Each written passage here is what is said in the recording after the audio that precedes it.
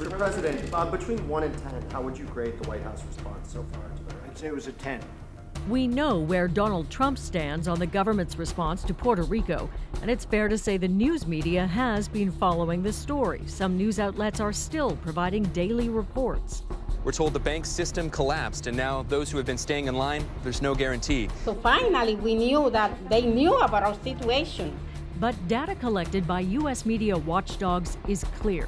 Compare this to other recent natural disasters in Texas and Florida, and Puerto Rico's hurricane aftermath hasn't been getting the same attention, not by a long shot, even though the consequences of the devastation to people living there are more dire. I don't understand why there wasn't more coverage to begin with. You could give all sorts of excuses. So what's different about Puerto Rico? Bruce Shapiro is executive director of the Dart Center for Journalism and Trauma at Columbia University. Bruce, what has struck you most about the news media's coverage of what's taken place both with the hurricane in Puerto Rico and the subsequent attempt at recovery? Well, it's really striking. There's a sharp division. I mean, I have to say that some mainland-based news organizations, the New York Times, NPR, the Washington Post, have really performed heroically in sending large teams of reporters in, getting to a lot of the mountain towns well before any federal aid has made their way there. It's been really striking. And yet, there's nowhere near the kind of saturation coverage that you would have seen in Houston in the immediate aftermath of the big storm there. I think that what's happened is that the mainland news media is coming from behind on the Puerto Rico story. Puerto Rico has been so neglected as a subject of mainland U.S. press coverage for so long that now that it's facing this, there simply are not the bureaus, the staffs, the sources on the ground for many American news organizations. You've touched on the logistical challenges of covering this particular story, but is there more to it than that? Is it the kind of historical disconnect between the mainland U.S. and Puerto Rico, or is it catastrophe fatigue that people have with having seen one disaster over another and they're just disconnected from caring about it in the same way? Well, I think there's a little of both with a smattering of racism thrown in. Puerto Rico is a largely uncovered story. It's education issues, it's health issues, it's economic issues.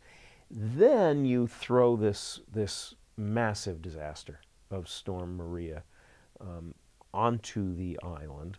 All of that gets compounded, and of course, aftermath coverage is always challenging, and now you do have a public that has seen the same story several hurricanes in a row. And I actually don't blame news consumers for that. I think there's been a big failure of imagination by news organizations, especially the big broadcasters like CNN, which essentially do the same shots, the same setups, the same recovery story with every big storm. I want to ask you about your work in particular. Your work focuses on this nexus between journalism and trauma. And I'm wondering if you see a long-term consequence along the lines of trauma for people in Puerto Rico who feel ignored or neglected by federal officials, but by the news media as well. Sure, and I think there's a typical dynamic that happens in disasters and in war and other violations of human rights about the news media. At first, very often, people welcome reporters in with open arms, feel at last, here is someone who can tell our story, who can bear witness for the world.